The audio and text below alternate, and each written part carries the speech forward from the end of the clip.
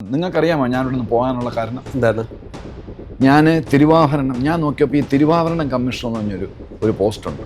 എൻ്റെ അറിവിൽ ഞാൻ അവരെ വിളിച്ചു. ഞാൻ ചോദിച്ചു, മാഡം എത്ര ഇൻസ്പെക്ഷൻ നടത്തിയിട്ടുണ്ട്? തിരുവാഭരണം കമ്മീഷൻ ഞാൻ ദേവൻ്റെയും ദേവിയുടെയും ആഭരണം ചെക്ക് ചെയ്യാണ്. അല്ല, അത് നമുക്ക് മോളിൽ നിന്ന് പറഞ്ഞാലേ അവർ ചെയ്യുള്ളൂ. അങ്ങനെയല്ല, അവർ മാസത്തിലൊരിക്കലെങ്കിലും. അപ്പം ഞാൻ പറഞ്ഞൊരു കാര്യം ചെയ്യും. ശബരിമലയിൽ മലയാളപ്പുഴയിൽ തിരുവാഭരണം സെക്യൂരിറ്റി ഓഡിറ്റ് ചെയ്യണമെന്നോ ഞാൻ കടലാസ് അടിച്ചു കൊടുത്തു. അത് വലിയ പ്രൊവോക്കേഷനായി. ഒന്ന്. രണ്ട്, ഇനി ഇവനെ ഇവിടെ വെച്ചോണ്ടിരിക്കാൻ കൊള്ളില്ല, ഇത് വലിയ പ്രശ്നമാക്കുവൻ. അവൻ എന്നെ ഓടിക്കാനുള്ള എല്ലാ പണിയും ചെയ്തു. എൻ്റെ ഫുഡ് അവിടെ താമസിക്കണമല്ലോ, 10-15 ദിവസമെങ്കിലും താമസിച്ചാൽ ഇതൊക്കെ കണ്ടുപിടിക്കാൻ പറ്റും. മെസ്സിൽ നിന്നാണ് ആഹാരം വരുന്നത്. എൻ്റെ ഫുഡ് പോയ്സൺ ചെയ്യുന്നു. അങ്ങനെ ഞാൻ പോലീസ് മെസ്സിൽ നിന്ന് ഒരാഴ്ച നിന്ന് ഒരാഴ്ച കഴിഞ്ഞാൽ അവിടെയും ഇവന്മാർ കയറും, പോലീസ് മെസ്സിലും കയറും. അത് കഴിഞ്ഞിട്ട് ഞാൻ ശബരിമലയിൽ പോകാൻ വേണ്ടി എൻ്റെ ഡ്രൈവറെ ടക്കര മാറ്റി. എൻ്റെ വീട്ടിൽ വന്ന് ഡ്രൈവർ എടുത്ത് ശബരിമലയ്ക്ക് ഞാൻ പൊയ്ക്കൊണ്ടിരിക്കുകയാണ്. ഹെഡ് ഓൺ കൊളിഷൻ വോൾവോ ബസ്സുമായിട്ട് ഇടിച്ച് 3 ലക്ഷം രൂപയുടെ കാർ റിപ്പയർ വന്ന് ഞാനും ഡ്രൈവറും സർവൈവ് ചെയ്ത് അയ്യപ്പൻ്റെ കടാക്ഷം കൊണ്ട് മാത്രമാണ് ഞാൻ ബെൽറ്റ് ഇട്ടിരുന്നത്.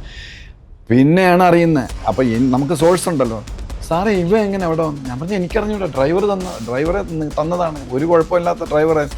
സാറേ അയാൾ പ്യൂണായിരുന്നു, അയാൾക്ക് ഇപ്പം അയാളെ ഡ്രൈവർ ആക്കുന്നത്, അയാൾക്ക് ഇതൊന്നും ഇല്ല, അയാൾ ഇവിടുന്ന് ലൈസൻസ് ഒപ്പിച്ചുകൊണ്ടൊക്കെ വന്നതാണ്, അയാൾക്ക് ഡ്രൈവിംഗ് എക്സ്പീരിയൻസ്, ലോങ്ങിന് അയാൾ എങ്ങനെ പോകും? സാറിനെ കൊല്ലാൻ വേണ്ടി ഇട്ടതാണ്. അപ്പം ഇതെല്ലാം വന്നു കഴിഞ്ഞപ്പം ഞാൻ എങ്ങനെ ഫൈറ്റ് ചെയ്യും? എനിക്ക് കിട്ടിക്കൊണ്ടിരുന്ന സപ്പോർട്ടും ഇല്ലാതായി. ചില സ്ഥലത്തു നിന്ന് എനിക്ക് സപ്പോർട്ട് കിട്ടിക്കൊണ്ടിരുന്നു, അതും എങ്ങനെയോ അടിച്ചുപോയി. ഒരു SIയും 2 പോലീസുകാരും ഒരു SPയും കൂടെ ഒരു ചീഫ് പറയുന്നത് ഒരു ചീഫ് വിജിലൻസ് ഓഫീസർക്കുണ്ടായ അനുഭവമാണ്. IPS ഓഫീസറിനുള്ള. അല്ല, അപ്പോൾ അതായത് ഇതിനെതിരെ ആരെങ്കിലും നിന്നാൽ അവരെ പുകച്ച് പുറത്ത് ചാടിക്കാനായിട്ട് ആസൂത്രിതമായ ശ്രമം ശബരിമലയിലും ദേവസ്വം ബോർഡിലും ഉണ്ട്. ദേവസ്വം ബോർഡിൽ അന്നും ഉണ്ട്, ഇന്നും ഉണ്ട്. അവരെപ്പോഴും വളരെ സജീവമാണ്. കാര്യം നിയമം മാറ്റുന്നവരെ ഉണ്ടാവും. കാര്യം എന്ന് പറഞ്ഞാൽ അവർക്കുള്ള അഹങ്കാരം എന്ന് പറഞ്ഞാൽ അവർക്കുള്ള വെൽത്താണ്. അവിടുത്തെ ഒരു ഉന്നതൻ ക്ലർക്കായിട്ട് കയറിയതാണ്. Clerk, he just joined that to ഡാങ് എന്ന് പറഞ്ഞ സോഴിക്കാരാണ്. എന്നെക്കാൾ എത്രയോ രൂപ സാലറി കുറവുള്ള ഒരുത്തനാണ്. അവൻ്റെ വീട്ടിൽ കിടന്ന വണ്ടി 2014 ജെറ്റയാണ്. ജെറ്റയ്ക്ക് എത്ര ലക്ഷം രൂപയെന്ന് ഊഹിക്കാമല്ലോ. എനിക്ക് തോന്നുന്നു 30 ലക്ഷം രൂപ കൊടുത്താലേ ജെറ്റ കിട്ടുള്ളൂ.